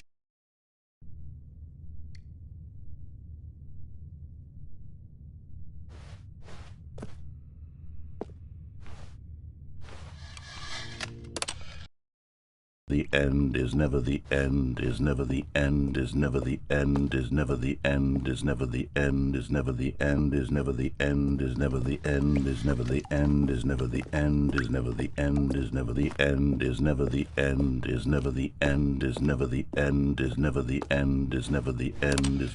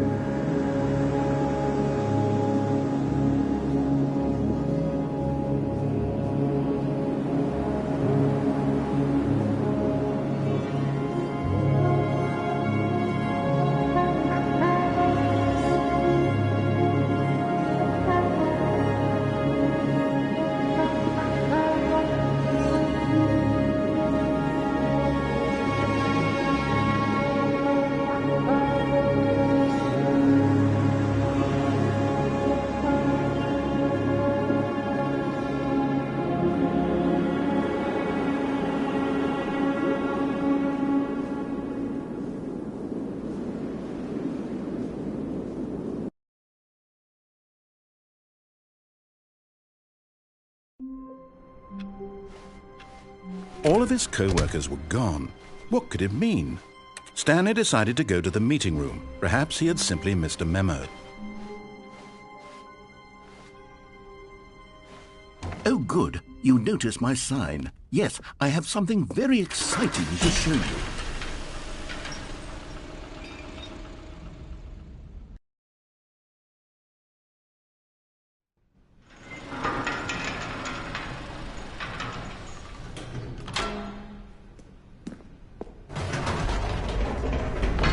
You see, Stanley, I've been reflecting on the Stanley Parable and about how roundly disappointing this ultra-deluxe version has turned out to be.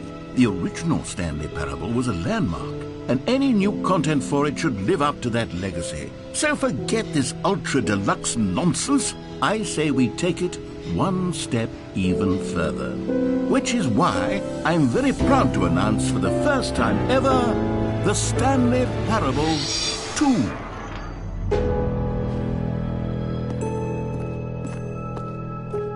Yes, you see, isn't this far superior to a measly port with a few minor additions? Think of all the new territory we'll cover with a fully fledged sequel. An entirely new experience, built from the ground up. Why, there are so many possibilities. It could go in so many different directions.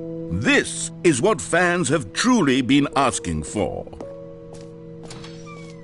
Now, to be clear, I haven't quite nailed down what exactly the Stanley Parable 2 is going to be, but let's take a look at some of the features I've been developing for it. I figure that if I can loosely organize a handful of interesting concepts, that surely the game will sort of naturally spring up around them. It'll all work itself out. Game development is much more of a fuzzy magic than anything scientific or logical, really.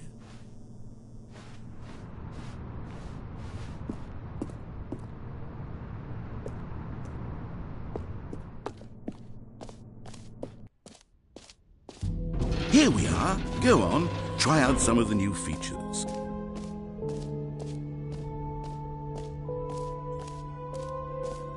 Calling it the Stanley Parable 2 is just so much catchier than Ultra Deluxe, don't you think? Ultra Deluxe? What does it even mean? But the Stanley... collectibles. Now it's a real video game. In the Stanley Parable 2, you'll run around gathering up these miniature Stanley figurines. And what's truly innovative is that there will be no reward for collecting all of them. I don't want to stifle the intrinsic joy of watching a number go up. You simply collect all of them, and then you move the hell on with your unremarkable life.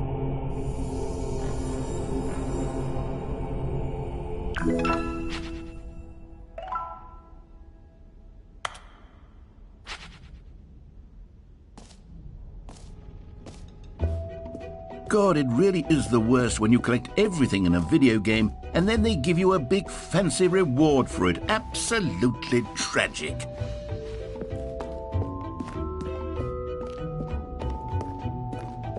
Oh goodness, Stanley, this is fairly awkward. I hate to do this, but before you leave, you really should go to the bucket exhibit. You see, there's a surprise I was going to spring on you later, and it involves the bucket. And I really do hate to break the illusion, but it's important that you go see the bucket, okay? All right, I'll get out of your hair now. Now, here's something special. You remember that broken test trophy that got left in the game on accident? Well, I'm developing a technology to simply give you the trophy. Yes, you see, okay, perhaps I should have clarified. This is technology that will exist. Right now, the trophy is still fully broken. I'm not a wizard, Stanley, but I guarantee it will be fixed in the sequel to at last satisfy the hordes of ravenous fans all over the world who have been uproariously demanding this feature. Gamers, we hear you, and I promise it will happen.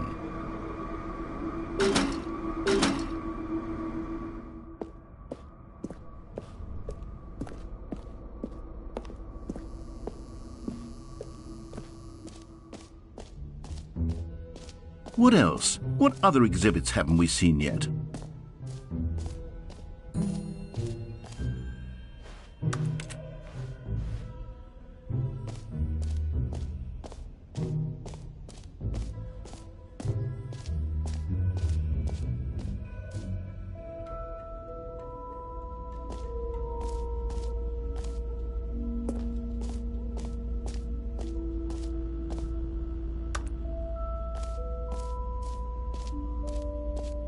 Stanley, here's an idea that I'm truly fond of. It's never been done before in a video game. This is, in fact, a hole that you can fall down forever. That's right. Infinite falling. You can fall until the end of time, if you like. A stunning leap forward for... You see? Isn't it wonderful? One of my more ingenious concoctions, if I do say so. Now then, since you've gotten to see the infinite hole, you can press the teleport button to pop back up to the top, and we can continue onward. Now, I don't mean to be a bummer, but I do recommend you use the teleport button to go back to the top. Maybe do it on the sooner rather than later spectrum of things.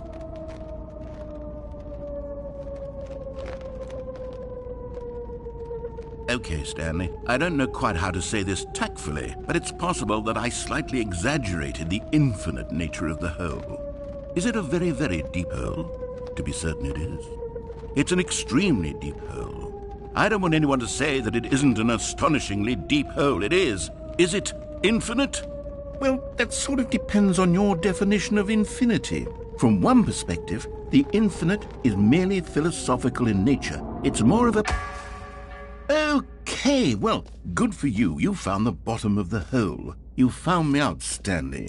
I'm a liar and a cheat, and you're so clever. Look, I think the issue here is just that you're unusually fascinated by falling. What normal person actually wants to fall infinitely? I figured the hole was as deep as anyone would actually need. Don't you put this on me. Maybe you're the problem. Look, things got a little heated there. I think we both said some things we didn't mean. Why don't we just put all this behind us and agree to just call the hole mostly infinite? If that works for you, then go ahead and press the teleport button to warp up to the top of the hole and we can move on. I'll just be up here when you're ready. Great. Now, I'm very excited to show you even more of my ideas for the sequel. Oh, for heaven... You see, I was right. The problem is you. The problem is that you like holes too much. Not normal. A normal person would have said, yep, that's an infinite hole right there, goes on forever till the end of time. Don't need to see it all, but not you. Oh, no, no, no, no. You have a weird sort of... Oh. Did the hole seem even shorter to you this time? I couldn't help but feel like you spent a little less time in there than you did before. I mean, admittedly, I didn't make an infinite hole, but I didn't think it was that not infinite. Well, I suppose once again there's nothing to do here. If you decide you've had enough of the hole, you can hit the teleport button and come join me up above. Had enough? I'm positively thrilled.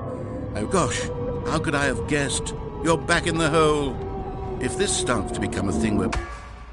Wow, okay, yes. I'm starting to become extremely certain that the hole is not only not infinite, but that it's growing steadily less and less infinite. I suspect that I'm starting to hit the point where it's no longer feasible to call the hole infinitely deep, even by the lax overall standards for accountability and marketing. What's going on here? Stanley, I have no explanation for the uncertain nature of the hole's length. Here, let's try something. Let's pop back up to the top, and we'll see if it gets any shorter. Well, there it is. The shame of... How is this still appealing to you? I know you're obsessed with holes, but at this depth, I just can't see this scratching the itch. Oh, who am I to judge? You just do whatever it is you're here to do and hit the teleport button when you're ready to move on. Is the, teleport button not working? You sure? Well, I mean, I really don't have an explanation. It was working just a moment ago. Try it again. Still nothing? Well, I suppose there is one thing I can do to fix this. I'm out. Goodbye, Stanley. You couldn't bear to be away from the hole, and now you'll get more time with it than you could ever have asked for. It's a win for everyone. You get to be with the hole, I get to do literally anything else. Take care, Stanley. I hope you and the hole have a wonderful rest of eternity together.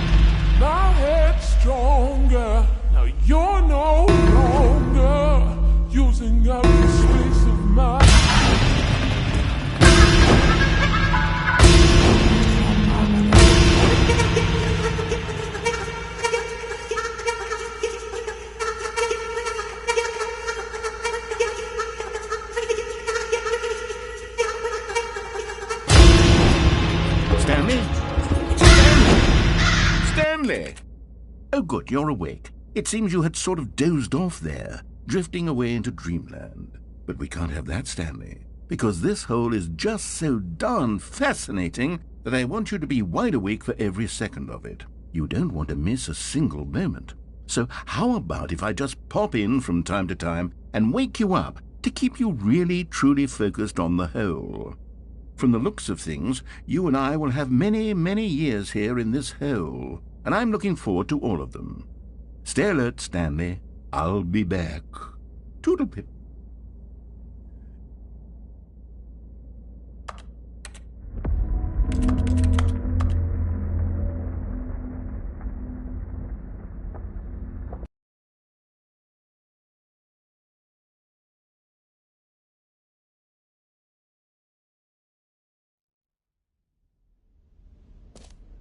Here we are. Go on, try out some of the new features.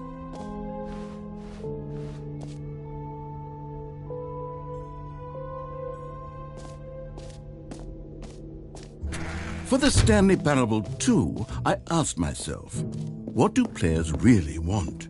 And of course, the first and most obvious answer is that they want to be individually recognized and validated as people.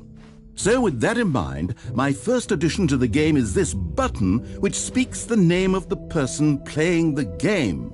Isn't that wonderful? Jim. Sorry, I should have clarified. Right now, the button only says the name Jim. But of course, in the final game, this button will say your name, whatever name that is. Here, let's have you role-play as Jim to really simulate the full experience of this feature. Just play along. I promise you'll love it. Okay, here we go. Let's take a deep breath, clear your mind, forget whoever you are, and simply become a person named Jim. I want you to imagine yourself living as Jim, sleeping and waking as Jim, falling in love and being heartbroken as Jim, seizing all of the world's possibilities as Jim, and as Jim watching your dreams crumble into dust. Do you feel it deeply? Are you really, truly Jim right now? If so, then please step forward and press the button. Jim. Yes! You see? What a thrill! What a rush! That was you! The button described you. Do it again. Do it again. Jim. Ooh, it hits even harder the second time. If this were the only new feature in the Stanley Parable 2, it would still be worth the money. Let's take a break from the Jim button. I'm too emotionally drained from all of this personal validation. Jim. Whoa there, cowboy. Sometimes a person can be too much Jim. I'm putting the Jim button away. Jim. Otherwise, soon you'll start to lose all sense of who you actually are. Jim. Jim. Jim. Jim. Jim. Jim. Jim.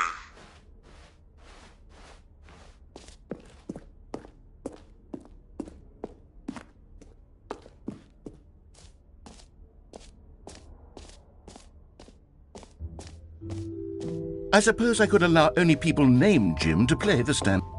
An epilogue would be fun, wouldn't it, Stanley? Yes, it will go at the end of the, well, we'll figure that out later.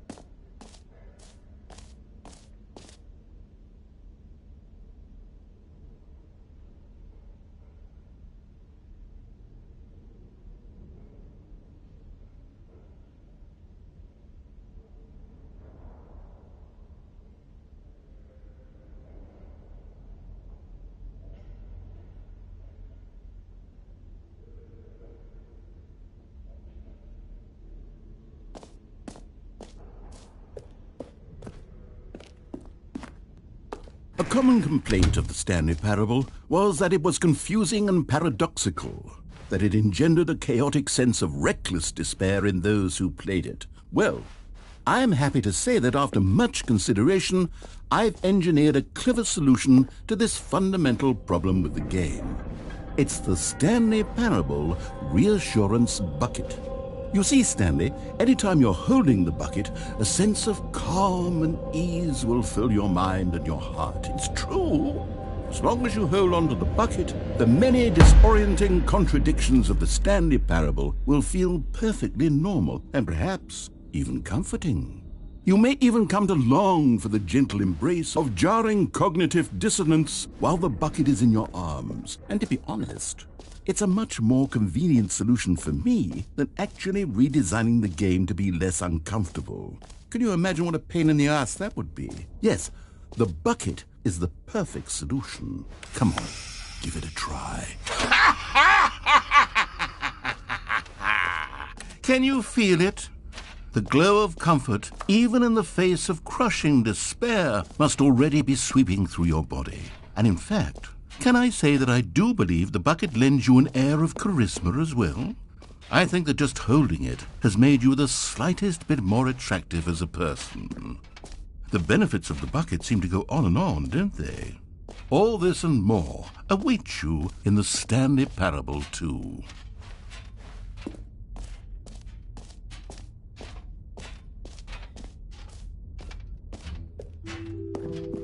Does anyone give out awards for most enjoyable bucket in a video game? That really should be an award if it isn't already.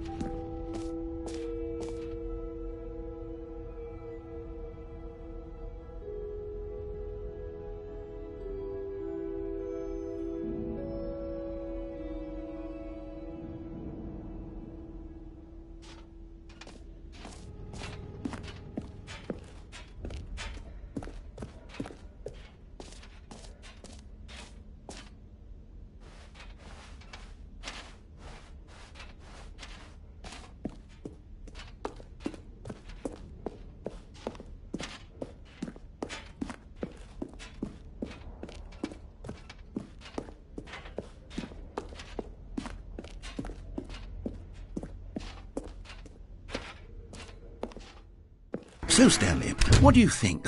Do you like all of the new features? Yes, I know it's not exactly clear yet how exactly these features will come together as one single coherent video game, but I can feel it in my soul.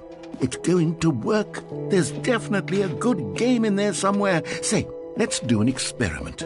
I'll arrange these new features together, and we'll see whether or not it coheres into a meaningful gameplay experience. Okay. Are you ready? Here it is. I give you the Stanley Parable 2.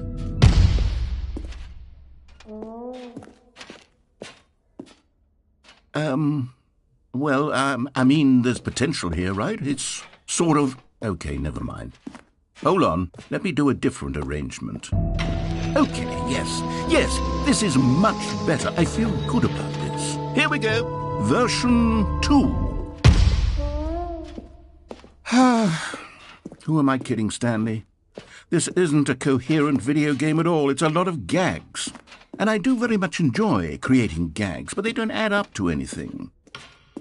I wanted more than anything to create a sequel that would capture all the magic of the first game. I wanted fans to love it. No matter how good these gags are, they won't stand on their own. They would need the structure and the gameplay of the original. Wait, maybe that's it. I can take the original Stanley Parable and simply, well, insert a few of my new features into it. Tastefully, of course. With respect. With care for the vision and integrity of the original game. Would it possibly work? I suppose it could. But it would need a really, really tremendous title screen. A title screen that says with bold and uncompromising conviction, "This is the Stanley Parable 2." Let me see if I can whip something up. All right, perfect. Go ahead. Take a look.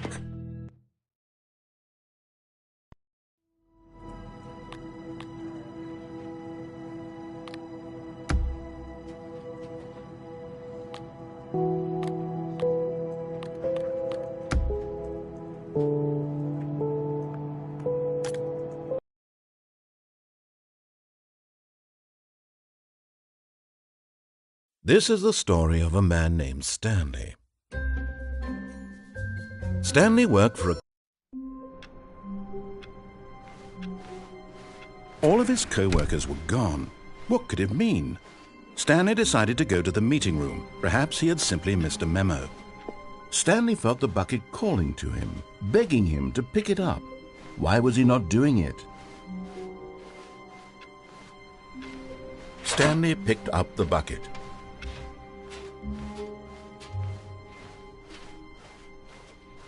Stanley clutched the bucket tightly to his... This was not the correct way to the meeting room, but Stanley had felt the bucket calling to him, telling him that the employee lounge was simply the place to be. And here it was. Had the bucket turned out to be correct? Was this better than the meeting room? Yes, Stanley thought to himself. Yes, perhaps it truly was. No, never mind.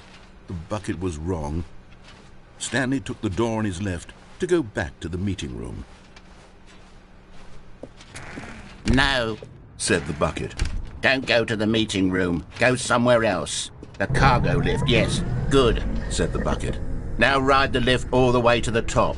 There's something up there I need you to do.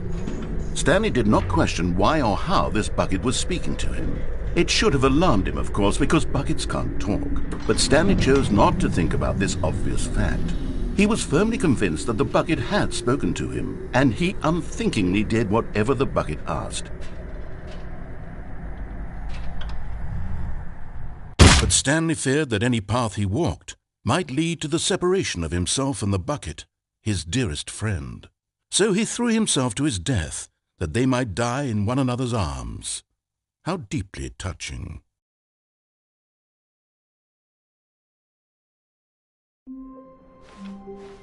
All of his co-workers were gone. What could it mean? Stanley decided to go to the meeting room. Perhaps he had simply missed a memo.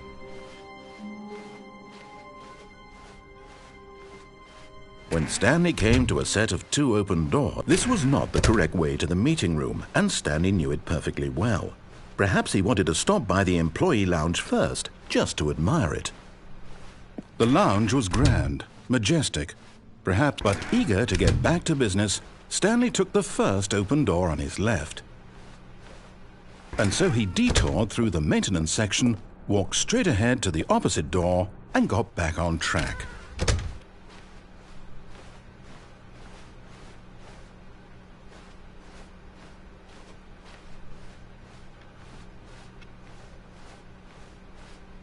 Yet there was not a single person here either. Feeling a wave of disbelief, Stanley decided to go up to his boss's office. Hoping him coming to a staircase, Stanley walked upstairs to his boss's office.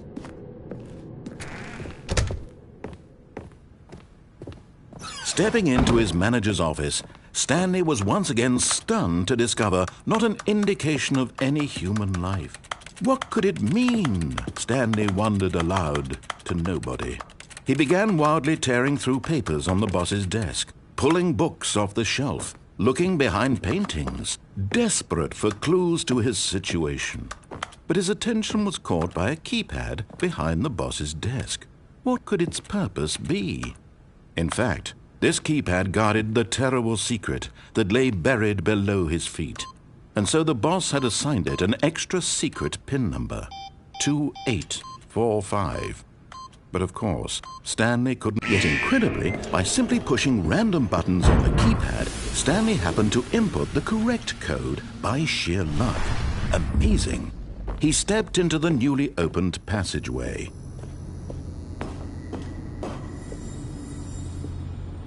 You found one of them. One of the miniature Stanley figurines. Remember, no reward for collecting all of these, only the intrinsic pleasure of a job well done. You can't buy that sort of happiness, Stanley. God knows I've tried. So, I implore you to savor each and every moment you come across one of these beautiful figurines.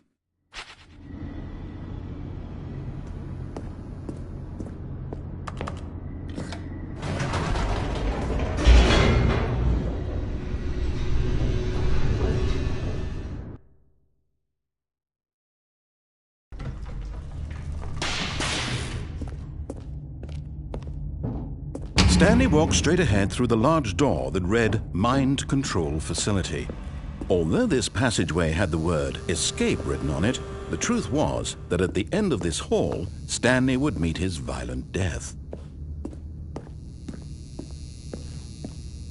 The door behind him was not shut. Stanley still had every opportunity to turn around and get back on track. At this point, Stanley was making a conscious, concerted effort to walk forward and willingly confront his death.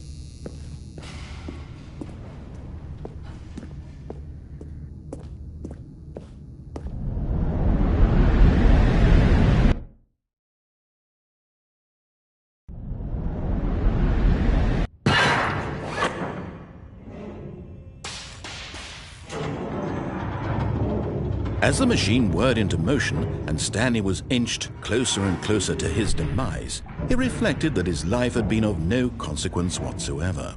Stanley can't see the bigger picture. He doesn't know the real story, trapped forever in his narrow vision of what this world is.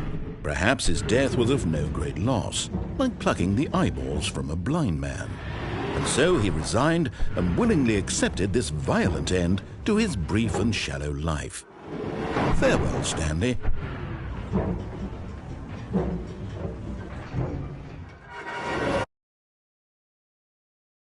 "Farewell, Stanley," cried the narrator, as Stanley was led helplessly into the enormous metal jaws. In a single visceral instant, Stanley was obliterated as the machine crushed every bone in his body, killing him instantly.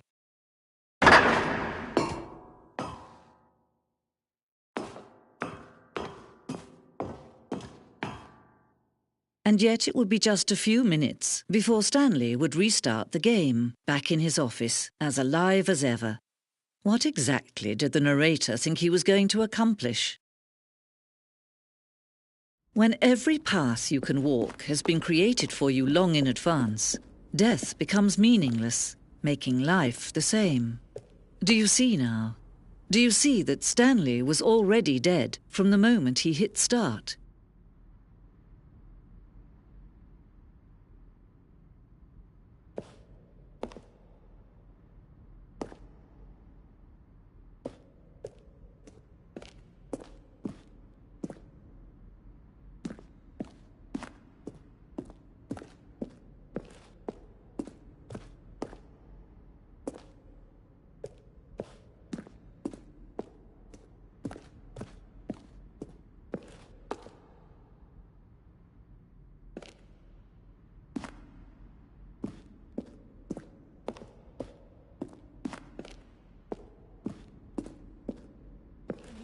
to number 8.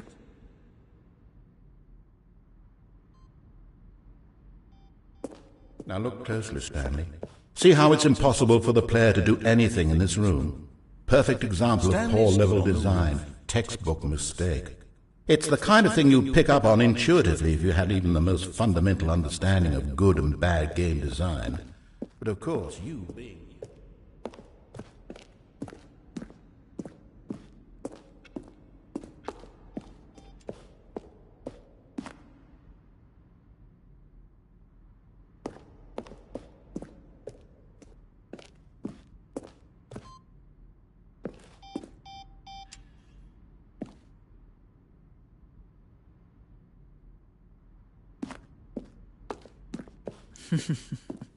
Oh, look at these two. How they wish to destroy one another.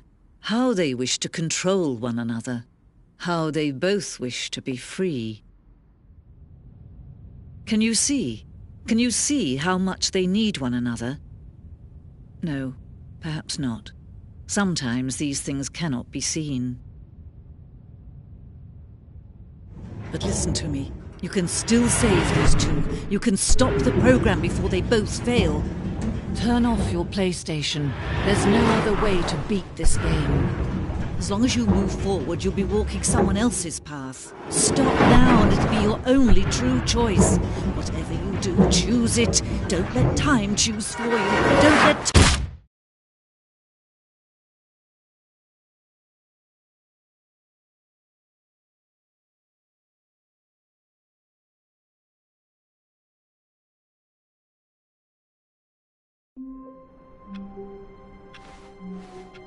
All of his co-workers were gone. What could it mean? Stanley decided to go to the meeting room. Perhaps he had simply missed a memo.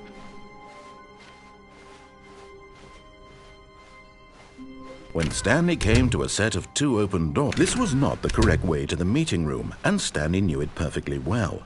Perhaps he wanted to stop by the employee lounge first, just to admire it. And here it was, the lounge. But eager to get back to business, Stanley took the first open door on his left. And so he detoured through the maintenance section, walked straight ahead to the opposite door, and got back on track.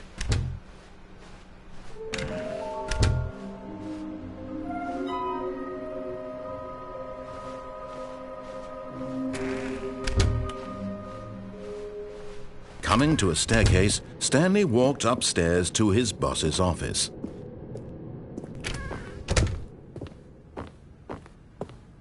The moment he entered his manager's office, Stanley froze in his tracks.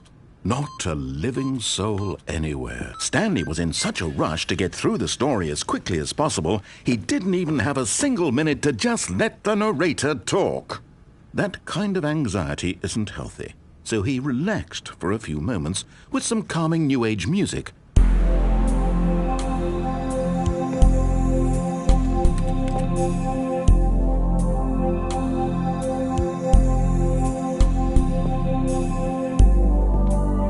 Feeling soothed and rejuvenated, Stanley calmly walked forward into the opened passageway.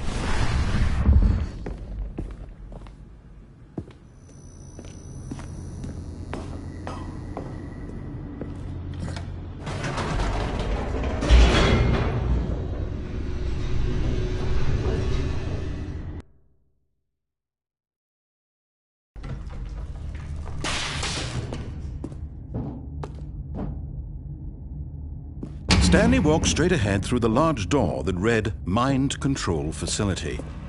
Although this passageway had the word Escape written on it, the truth was that at the end of this hall, Stanley would meet his violent death. The door behind him was not shut. Stanley still had every opportunity to turn around and get back on track. At this point, Stanley was making a conscious, concerted effort to walk forward and willingly confront his death.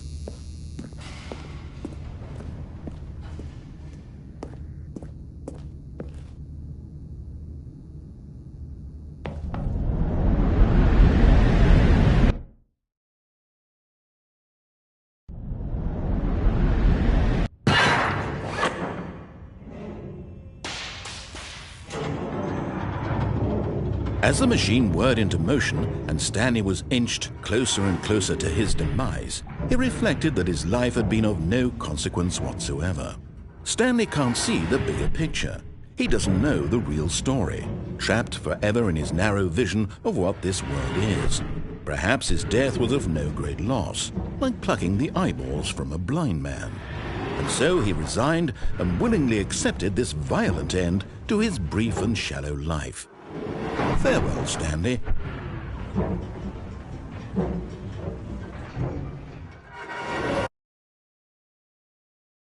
"Farewell, Stanley," cried the narrator, as Stanley was led helplessly into the enormous metal jaws. In a single visceral instant, Stanley was obliterated as the machine crushed every bone in his body, killing him instantly.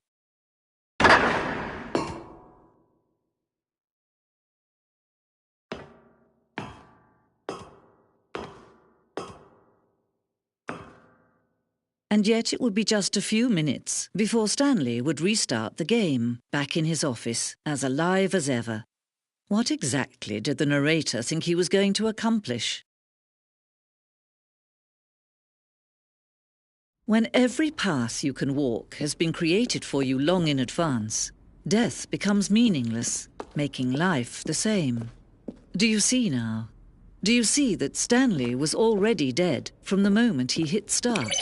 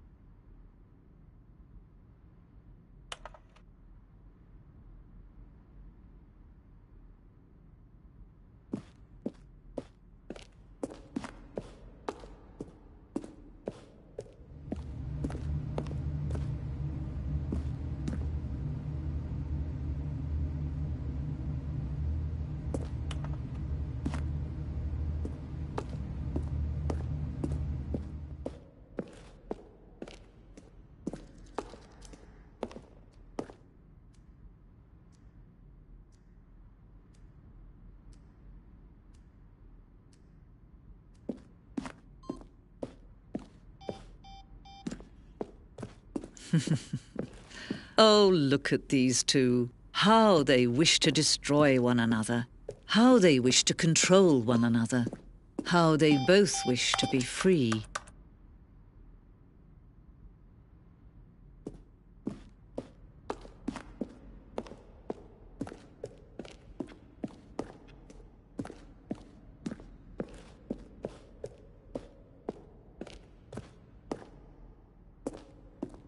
Let's see.